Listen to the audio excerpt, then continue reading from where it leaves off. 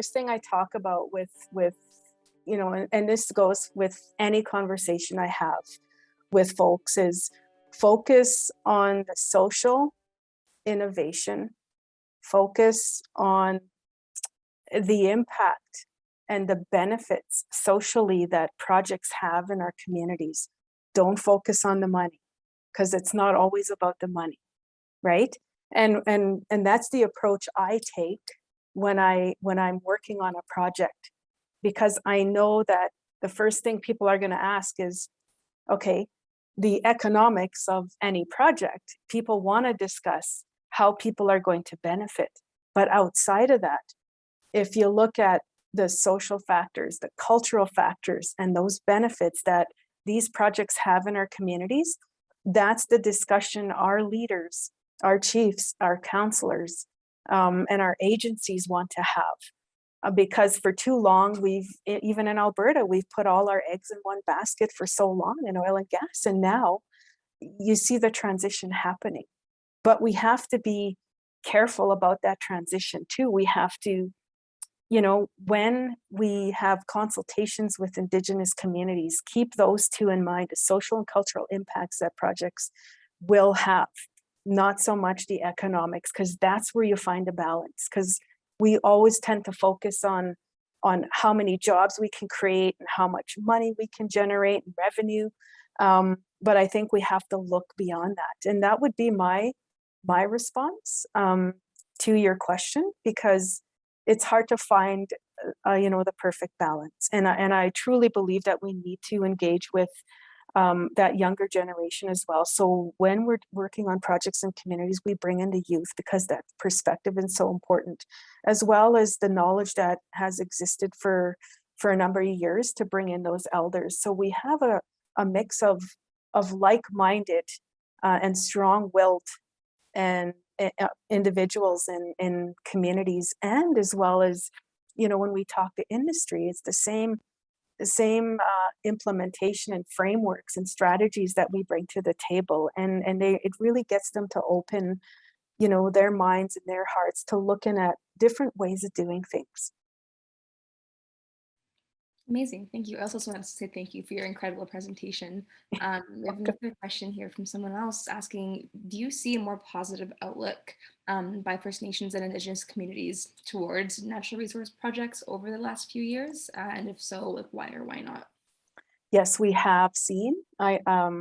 So we have a number of initiatives going forward. I am not sure if any of you heard of the Avatar program, but it's a hub of both industry and Indigenous folks. And right now, I believe there's 288 students that signed on to the Avatar program. So what it is having that conversation with industry, CEOs, presidents, investors, to look at, okay, if we have an idea and we want to implement it, but we don't necessarily have the physical or human capacity to implement it, then we can pitch our ideas to this group and they will look at our ideas.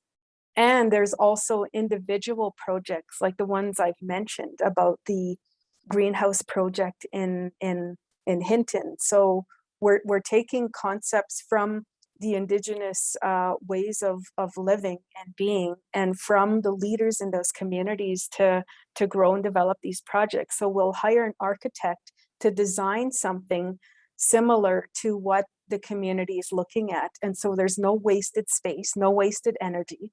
And we're looking at utilizing geothermal technology for that greenhouse. So, and they're also looking at solar technologies down south. We're having conversations with some nations around carbon capture, and we're seeing a lot of success in transition as well, because we know that oil and gas is very prevalent in Northern Alberta. So that's where I'm exploring opportunities with communities to look at tree planting. There are federal government dollars that our nations that are tapping into to access, so that we could look at, okay, maybe we can go beyond that and create revenue streams for the communities and say to Husky and Shell that you're going to buy your trees from our community. And then look at food security on top of that. And then recycling depots in our community. So we're doing we're doing as much as we can within our means at Indian Resource Council to help folks look at starting businesses in this area. And there's also an Indigenous Management Energy program that myself and Steve are participating through the University of Victoria.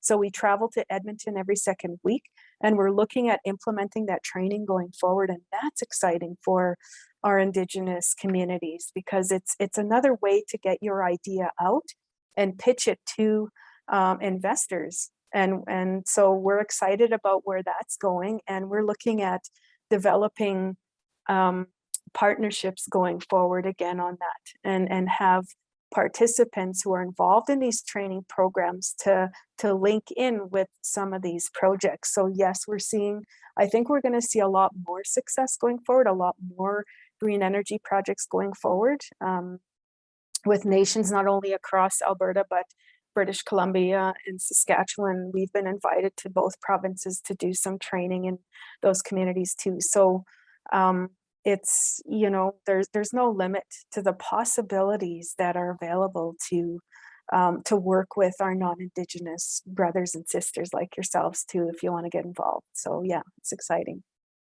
Thank you for the question. That's awesome. Great response. We actually had Avatar. We had Mackenzie and Kevin come in last week and present to us, and it just sounds like such a fun program and just awesome. And I also awesome is I love your training for the restoration, because I worked in an HSC department at an oil and gas company. So, seeing I see it as a very open market to get people involved, right? And it kind of feeds into another question that we have on here that was, why do you believe natural resource projects are key in improving prosperity in Indigenous communities? They are key because it's what individuals in community are talking about. When I go to a round table, I get invited to a conference or a trade show or to speak on the subject. And you have a mix of diverse individuals in the room amongst the communities themselves, because they are diverse as well. You've got multiple generations impacted, and they bring their ideas to the table. And some nations, what we're doing is really looking at trying to promote strategic planning. So if they've got a plan going forward for 10 years, that's going to determine and dictate where that community is going. But we're also asking them to consider where they want to go with respect to the environment, and looking at even adopting the ESG principles, right, that were adopted internationally. So a lot of Indigenous communities are getting on board. We know of communities in northern British Columbia that are working with Indian Resource Council on some projects as well. And before any development takes place, these are the important questions to ask. Are we doing enough? So we want, folks to be talking and thinking about the impact that these projects are going to have very early on in the engagement and the dialogue. So there's a lot of interest by the younger generations to start looking at how we're going to do this, and they want to be involved.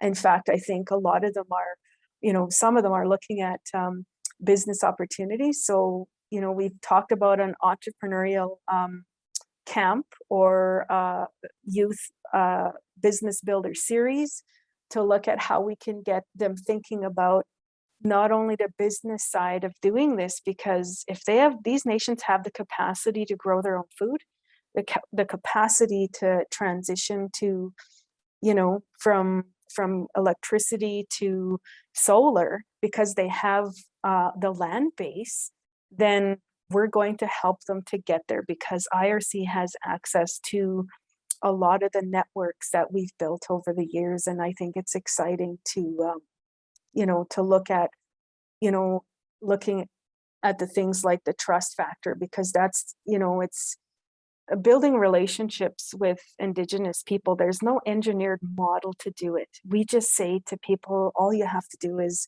you can get in touch with us, or pick up the phone and contact the First Nation leader, like the chief in a community, and they're more than willing to have these conversations. And we're working with the youth actually in Cold Lake who want to get involved with this Cold Lake First Nation project. So we're starting to see that more younger folks wanting to get involved, and so we're talking with some of the MPs in that area as well, just to let them know, just to create that awareness and talk to the schools to let them know this is what we're doing. And if you want to bring your grade 9 class or 10 class to help us plant trees in Cold Lake, that's we welcome, right? I think the more the merrier. That's what I always say. And I think working together in that fashion and spirit is beautiful, to see more of that collaboration and the type of connections that are being made as a result. So I love your question. Thank you for that.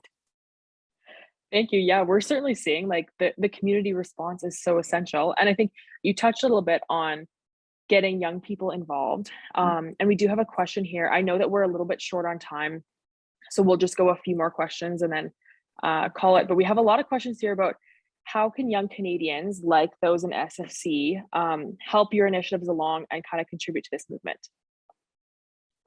Well, I always say reach out to me. I would love to have more Zoom sessions and calls like this, just to have a discussion about what your thoughts are and what your perspectives are. Because sometimes it's just bridging. There's a little bit of a gap when it comes to understanding Indigenous culture, Indigenous language, Indigenous traditions, and why and how and when we do things. So we want to reduce that gap through dialogue and connecting with non-Indigenous folks, and we want to do it in a welcoming way. So now that COVID is, it's always going to be here, we know that, but now that things are starting to open up, we're seeing a lot more movement and more discussions taking place, more in-presence events. So it would be nice to bring people together, because one of the things I did last summer was I took a group of newcomers that just recently immigrated to Canada, and the Newcomer Center approached me and asked if I would come in and do a nature walk right here in Calgary in one of our parks to identify some of the medicines. But on top of that, they asked about Indigenous peoples of Canada. We want to learn more. They're intuitive because they know this is a distinct group here in Canada, and we've been here long before European contact. So it's wonderful to see, and people just, calling me and, invite me to, events, vice versa, will invite you. And I'm on LinkedIn, I'm on Instagram, I'm on Facebook, but I limit how much I share on there, because what we want to do is we want to create more of that in-person connection, because you're not going to get the same experience when you participate in something that's very spiritual and very sacred to our people.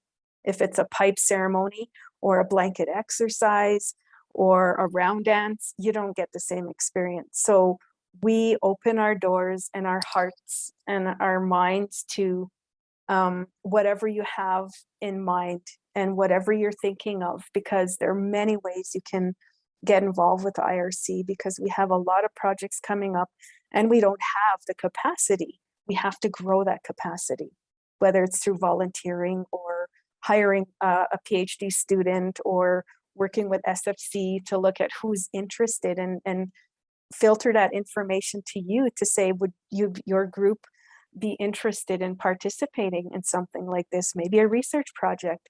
There's a lot of ways that you can get involved, and we're certainly more than welcome.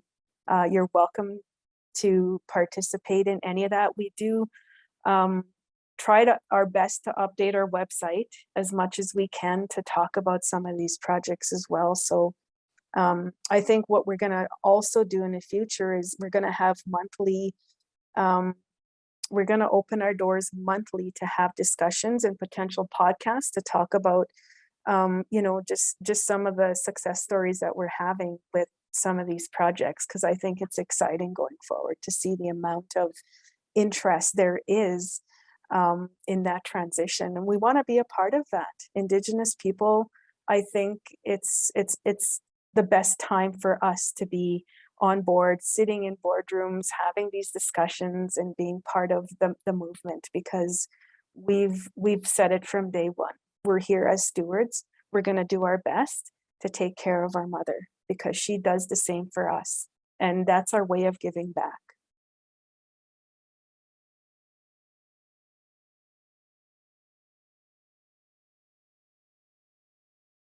You know what? I'm cautiously optimistic and very hopeful for our future, to be honest, because I look at the children of the earth and I look at the elders of the earth and I look at, you know, the spirit and intent of those treaties, and I look at truth and reconciliation going forward. I look at what young individuals are saying about the United Nations Declaration. I look at Greta from, you know, and her perspective, and you know, individuals like her and our Indigenous youth, you know, inspire me and give me hope to say that I am going to be a tool. I'm going to be a role model for not only my children, but the Indigenous communities and the world. So we're able to, you know, at some point say, maybe in this 20-year capsule from now, that, you know what, she set out on a mission and carried out her vision with love and kindness. And I mean, it's going to take a lot more than love and kindness to get to where we need to be, but that is essential. And I think, because I'm an empath, right? So I have a lot of empathy for what's happening around the globe right now, because I'm seeing a lot of, you know, the natural disasters. Some of it's natural, but some of it is caused by humanity. And I think if we do something sooner than later, we're going to see a lot quicker returns, positive returns, and more people jumping on board with us to look at, okay, are we really taking care? That's the important question. Is this enough? And I'm only one person, so if we have, you know, the masses tackling this subject and this problem and these challenges, you know, I think equally we have the solutions. They're there. It's just, I think we just need to see more people acting on some of those solutions. And so we do need a broader audience, and we need a broader perspective, and we need, you know, we need a diverse group of people to come in. And it doesn't matter color, race, religion, you know, we invite everyone. So for me, I look at all those things and the changes that have been happening over the last 10 years. And those things give me hope. Looking at young men and young women taking on the challenge. Like when a young gentleman at the age of 10 can feed 100,000 people because he came up with a way to feed that many, and all these causes that are taking place in global movements, those are the things that give me hope. And seeing the impact that all these projects are having, it's far reaching, and we're able to take that knowledge globally to share it out with the world as well, where they're also struggling with the same challenges. So yeah, it's not an easy position to be in when, you know, there's a lot, there's a lot of work to do, but I'm always ready for the next challenge. And so I want to be able to pass on some of my skills and my knowledge and my experiences to our Indigenous people. And that's what I take most pride in. So, you know, I love the question, and, you know, it's hard to see 10 years down the road, but not impossible if we can just bring our synergies together to create a healthier planet for everybody.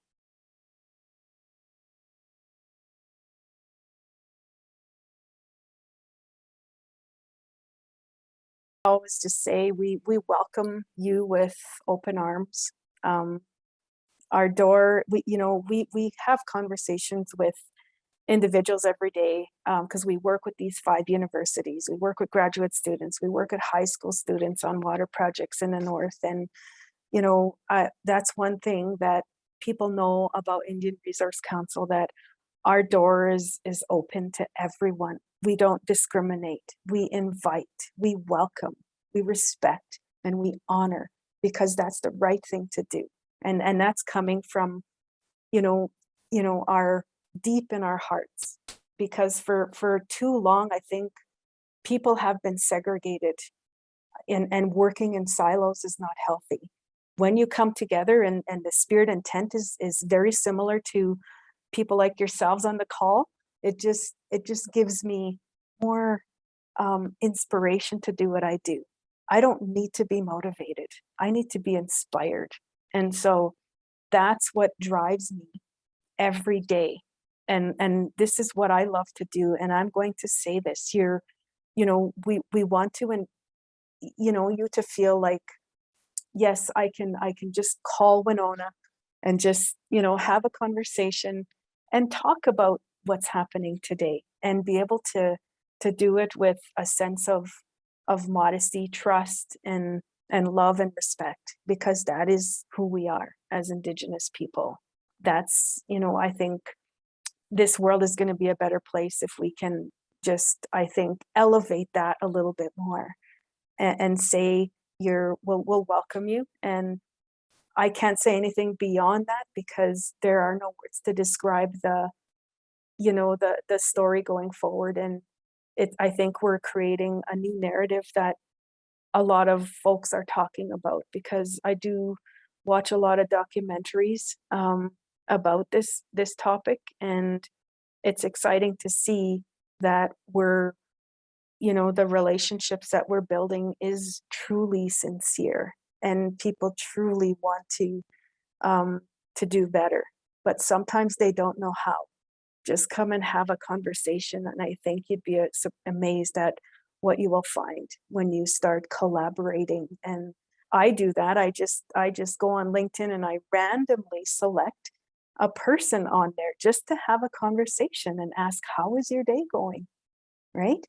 And you never know where it's going to go. It's awesome. It's amazing what you can do when you start connecting with people, and you start connecting the dots between humanity and the planet, and because she needs us more now than ever. So let's do this together. Let's create these solutions and implement them together, because we could sure use the capacity, right? And we would invite the SFC to become a part of the small part that we're playing on this planet to make it healthier. So then we can say that, yes, I feel comfortable saying that, you can look to 100 years, but I'm not comfortable saying that I can look to 100 years to plan. I don't know how long we have, but in the short term, yeah, I think we can do a little better. We can do a little more, and we're here to walk with you. We're here to talk with you. We're here to join hands with you.